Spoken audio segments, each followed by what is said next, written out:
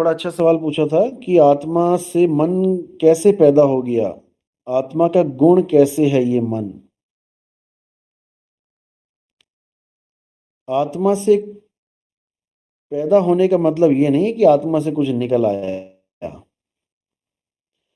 आत्मा के आधार पे सब कुछ प्रकट होता है। हर चीज प्रकट होती है आत्मा के आधार पे। आत्मा सत्य है। सत्य में से कुछ असत्य नहीं निकल सकता।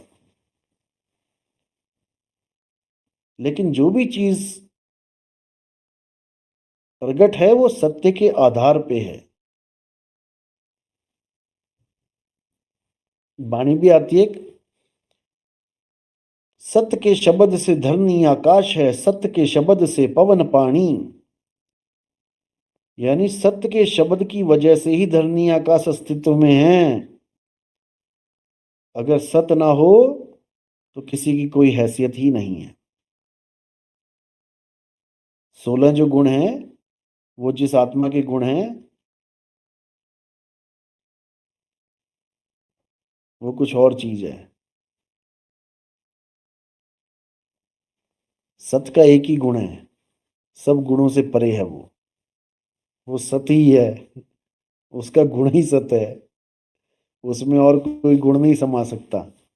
16 शंख के पार इसीलिए बोला गया। 16 शंख के पार यानी 16 गुणों से परे। ये 16 गुण बहुत अहमियत रखते हैं हमारे जीवन में। कृष्ण जी को भी पूर्ण अवतार इसलिए माना गया क्योंकि 16 कला संपूर्ण थे। वो पूर्ण अवतार बोला जाता है उनको। और एक नारी भी जब सुंदर लगती है जब 16 श्रृंगार करती है। इसी प्रकार 16 पुत्र हैं जो पुत्र की व्याख्या की गई वहां पे। लेकिन वस्तु उन 16 से भी परे है। उसको जानना पड़ेगा।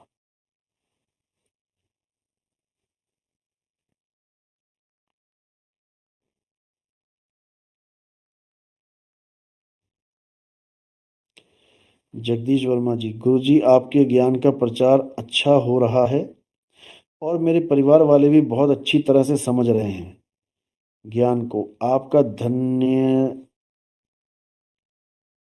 धन्यवाद। कोटि कोटि प्रणाम। बहुत अच्छी बात है आपके परिवार वाले इस ज्ञान को समझ रहे हैं। उनका भी जन्म सफल होगा। मालिक से यही अरदास है कि सब भाइयों का जन्म सफल हो, एक भी इस 84 में ना लटके। क्योंकि अगर अब भी लटक गया तो पता नहीं कब निकलेगा। इसलिए इस चीज को बिल्कुल लाइट मत लेना कि किसने देखी 84 किसने देखी 85। भैया आंखें खोल के देखो, 84 तुम्हारे सामने नाच रही है। तुम्हारे घर में ही कितने 84 के जीव है तुम्हें यही नहीं पता होगा। चींटियां हैं, मच्छर हैं, कॉकरोच हैं, छिपकली हैं, स्पाइडर है, और भी कबूतर रहते हैं घरों में। तरह तरह के कीड़े होते हैं घरों में। देखो लहसुन प्याज टमाटर आलू काट के देखो, उसमें कोई ना कोई कीड़ा घुसा होगा। तुम्हारे घर में ही बैठा है वो भी। आटा छानो, देखो कैसे सुंडियां निकलती हैं उसमें से। ये सब 84 है। परमात्मा का कोई उससे दुश्मनी नहीं थी कि उसको सुंडी बना दिया और तुम्हें बना दिया मनुष्य, राजा बन गए तुम। तुम्हारा भी नंबर लगा देगा वो अगर इस देही की कदर नहीं करी तो। और इस गलत फहमी में तो बिल्कुल मत रहना कि मैं हिंदू हूँ या मैं मुसलमान हूँ, दूसरा जन्म नहीं होता मुसलमानों का। ये तुम्हारी गलत फहमी में है, गलत फहमी है तुम्हारी कि मुसलमान का दोबारा जन्म नहीं होता। सबका जन्म होता है। सब बार बार आते हैं गर्भ में। मैंने पिछली बार सवाल किया था कि अगर कोई छोटा सा बच्चा मुसलमान के घर पैदा होता है और वो 1-2 महीने में मर जाता है तो बताओ उसका कहाँ लेखा जाएगा। जब उसने कोई कर्म ही नहीं किया इन 2 महीनों में, ना स्वर्ग वाला कोई काम किया ना नरक वाला किया, ना दोजक का किया ना जन्नत का किया, तो वो कहाँ जाएगा। जब उसकी कब्र खुलेगी तो कहाँ जाएगा।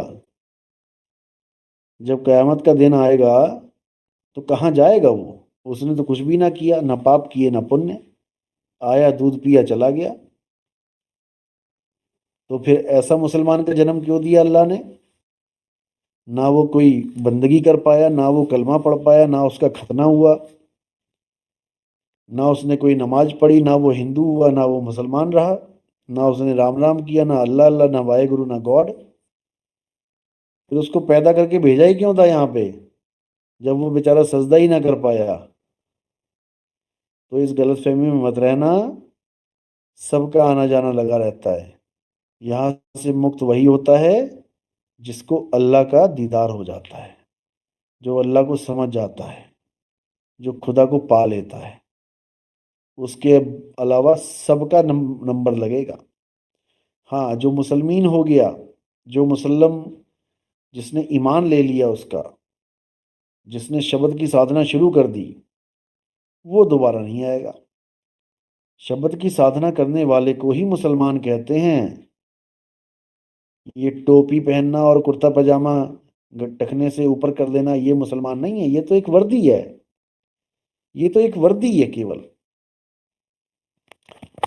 ये वर्दी है, पढ़ाई नहीं है।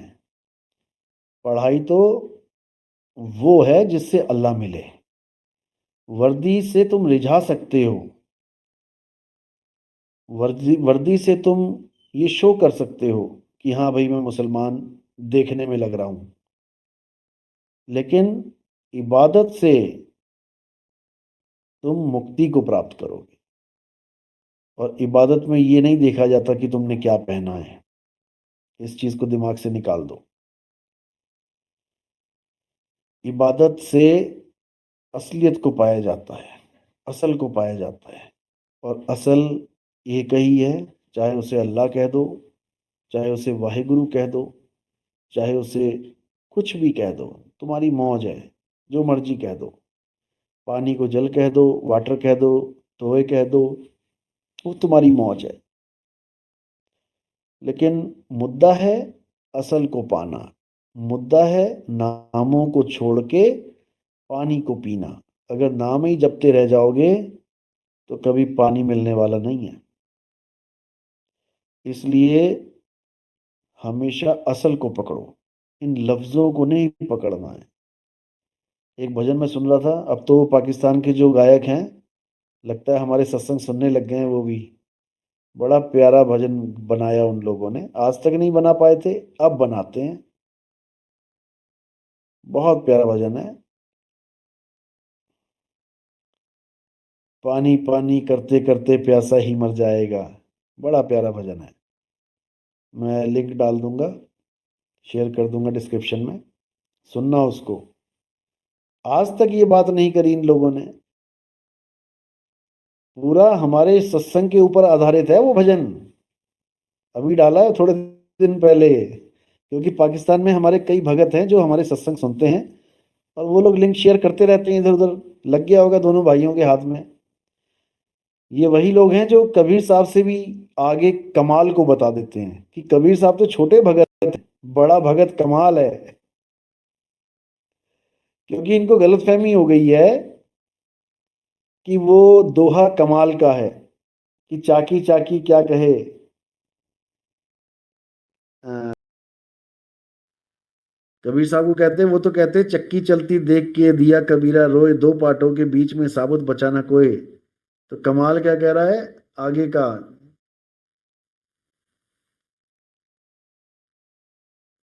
किल्ली के ऊपर जो भजन दोहा बोला है। तो इन लोग को गलत फहमी में है कि ये कमाल कबीर साहब से भी आगे का भगत हुआ है। ऐसा नहीं है। कमाल तो एक तरह से गुरुद्रोही हो गया था। पहली बात तो कमाल कबीर साहब का लड़का नहीं था, मुंह बोला था वो।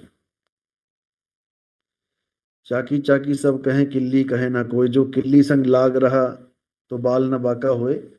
ये दोहा ये सोचते हैं कि ये कमाल का दोहा है, जबकि ऐसा नहीं है। ये दोहा भी कबीर साहब का ही है। और कमाल जो था वो भ्रष्ट हो गया था, पथभ्रष्ट हो गया था वो। तो कबीर साहब ने उसको रिजेक्ट कर दिया था फिर। कमाल कौन था? एक आदमी था, बच्चा था एक, जो कोढ़ की वजह से बहुत परेशान हो गया था। उसने डूब के आत्महत्या कर ली थी, पानी में छलांग मार दी थी। तो शेख तकी ने जब कबीर साहब की परीक्षा लेनी चाहिए तो कबीर साहब ने उस बच्चे को, क्योंकि सामने लाश तैरती जा रही थी, तो शेख तकी ने बोला कि अगर तू सच में अल्लाह का बंदा है तो इसको जिंदा करके दिखा। तो कबीर साहब ने वहां पे उस बच्चे को जिंदा किया था कि यह कबीर के बच्चे इधर आ। तो वो इधर आ गया तैरता हुआ। तो उन्होंने बोला कि भाई आपने मुझे जीवन दान दिया है, आप ही मेरे पिता हो। तो वहां पर वो पुत्र बना था। लेकिन माया सिर चढ़ के बोलती है तो काम खराब हो जाता है। वैसे ही कमाल के सिर पे माया चढ़ गई और वो पथभ्रष्ट हो गया। ये बात इन पाकिस्तान वाले सिंगर्स को शायद नहीं पता है, लेकिन अपनी नॉलेज बढ़ाएं और दोबारा अपने किसी भी भजन में ये ना बोलें कि कबीर साहब से आगे कमाल है। कमाल तो पैर की धूल भी नहीं है उनके। तो मैं कोई विरोध नहीं कर रहा हूं, लेकिन मैं फिर भी यही कहूंगा कि आप अपने भजनों में सुधार करें। इस बात को आप बिल्कुल ना बोलें कि कबीर साहब से आगे कमाल है। आपको भी कबीर साहब की महिमा नहीं पता।